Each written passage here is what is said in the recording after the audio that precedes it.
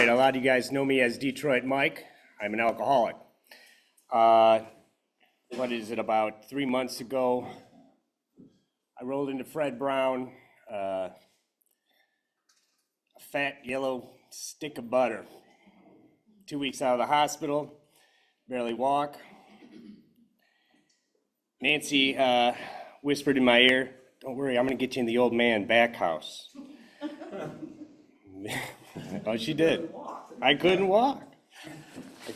It was tough. It was hard seeing myself in a near-death state, especially when I was at the hospital. It was scary, and the scariest thing is that I made a promise I made to myself true years and years and years ago, that I was going to rock it until the fucking wheels fell off, and they did. I was proud. I was proud of my drinking, my partying, my networking, my groups of friends. I still am.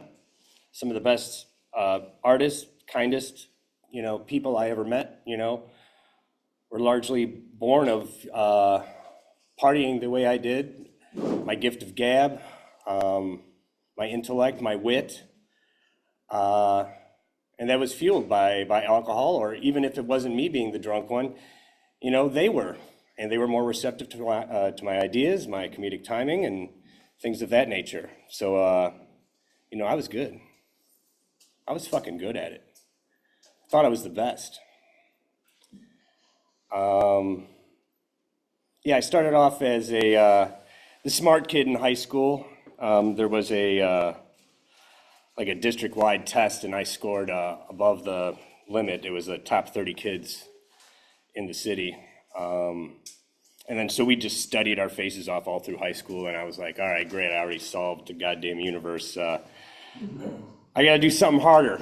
So I got into theater school at Wayne State University in Detroit, and I decided I wanted to be an actor and a writer. Oh yeah.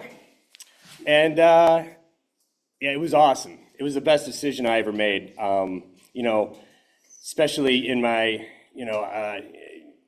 I was obviously as much of a music guy as anybody, but I melted comedy records, in the dash of my car, at night, whatever it was. If it wasn't Pryor, it was Robin Williams, just to name a couple. And I was like, all right, I'm gonna fucking do it.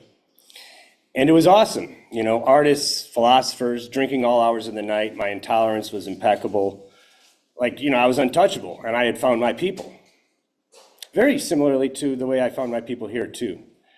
We're all, got that kook gene in us, and and you know what? It's really done me well here, and I'm sure other treatment programs as well. But being with kindred spirits and people who have, walked the road less traveled has been a key part in my recovery. So anyways, throughout school, I excelled, did well, taught myself how to, write plays, comedy skits, and eventually movies, television shows, and things of that nature. I was set to kind of tackle whatever was in front of me. And just like a lot of us, sometimes things go off course when, we experience loss. And that loss was my mother. She died of Lou Gehrig's disease, ALS, after a 5-year battle. And it was a strange time because I'm doing something that I super enjoy, but I was also coming in and out of this physiological blackout, because of that. And then I would have my other life where I'd be party guy, running the goddamn show, up on stage, talking like I knew everything in the world and everybody was laughing. But then, go home and, you're sitting next to a hospital bed.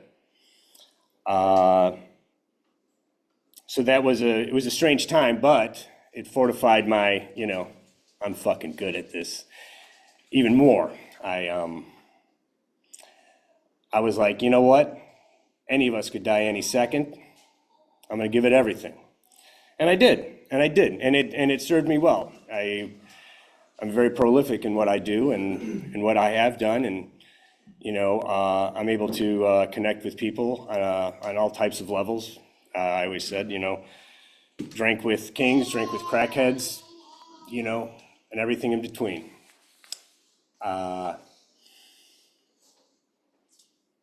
Then we opened up a bar in Detroit, and it was going to have a theater above it. My buddy was quite a few years older than me, but he had graduated from the same program. And we worked construction for about a year and a half, and then we were off to the races. This place was a legit madhouse, in the best way possible. Everybody that was a dreamer in Detroit that was starting their own business, every artist in Detroit, every artisan, craftsperson, they like really loved our ideas, and we could talk the talk and we could back it up. And then meanwhile, have 10, 15 drinks on a shift without batting an eye, and sometimes more. And, we just lived that way. And I don't know how some of us survived. I was young, I was in my early 20s, but, other folks were older, and I guess it was just pure adrenaline just for years. But that made me this bar star celebrity of sorts, and, then you have to keep up with the persona. And, there's lots of folks in Detroit that still think of me that same way. But the real friends know me as, as Mike. Yeah, they don't call me Detroit Mike there. That doesn't make any sense. Now they actually call me LA Mike when I go there. It's funny. So anyways, it was just about powering forward. But then I hit a wall, and then I moved to Chicago and carried on the same kind of thing. Did comedy, wrote, and then eventually prepared for my move out here. And not necessarily monetarily successful or financially successful out here. And, and knowing that, there's going to be a lot of rejection, in the entertainment industry, you deal with it the way you can. And that was work your fucking face off for a couple years, and then know there's going to be downtime. And then what are you going to do in that downtime? On top of your normal state of drinking, you're going to go to the moon. And it's wild, to meet the same type of folks, develop the same kind of connections. People respected me for being an outsider and authentic and being from another place, but then, being as honest of a person as anyone. So I have my crew and my network out here, and right, whatever, that's 3 major cities. I'm proud of that. But there was always this underlying current that was like, if something ever fucks up, that current's going to be a hurricane. Along came our friend COVID, and with that came a lot more downtime. And the things I did to maintain, I had a handyman business on the side and things of that nature. And but you know what? You sit on a lawn chair for 4 years, and don't have a whole lot else to do. You turn to that thing that's going to give you a few good memories, but then it's going to just knock you out. And I guess it was that slowdown that really just, ripped my head off and really let me sink into what I was doing. I wasn't getting any younger. I was feeling all right at the beginning of COVID, but who knows what damage had already been done. So, I came up here, I was told, just minutes before that I was going to come up here. And I'm trying to think, in my OCD writer mind or whatever, what the hell I'm going to say, what are the bullet points, what's the through line, what fucking funky voices I was going to do. But, I was like, what, just go up there and, give them the A to B. So, we make a lot of different decisions in life. I've made bad choices on booze and off booze. But I guess the best choices I've made in life are finding folks that can support me and folks I can develop a deep connection with, because at the end of the day, those are the folks that were supportive when they found out I was in the hospital. And they were the folks that were ready to tell me, hey, go get yourself fucking fixed. Do everything you fucking can. And then I encountered more of those folks here. And I don't know what I would do without them. So,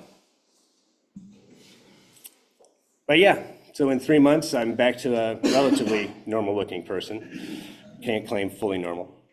And I think that's about it. I mean, going forward, there's a lot more, thought and introspection I'm going to have to go through to, maintain, what I've built here. But I think it's possible. I know it's possible. I mean, it's possible for all you guys too. I know it in all your faces, all your handshakes, all the, clear-eyed comments you make to me. And I've been there. I've been everywhere everyone in this room has been, and all of you have been everywhere I've been. So it's possible. And yeah, let's power through this fucking thing, guys. All right?